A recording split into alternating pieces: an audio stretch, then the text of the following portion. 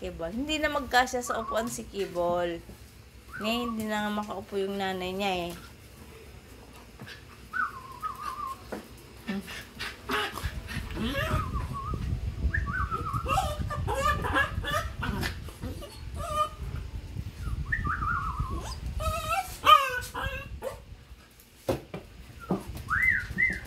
Mubelo si Balbon na sumumpa dyan. Hindi sila makasampay. Si Kibol na walang buntot nakakasampa. Si Kibol nakakasampa, sila hindi.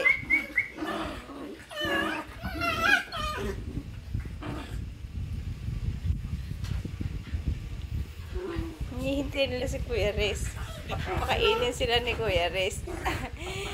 Tagal-tagal mo ni Kuya Riz, kagat-kagatin ka nga ni Kibol.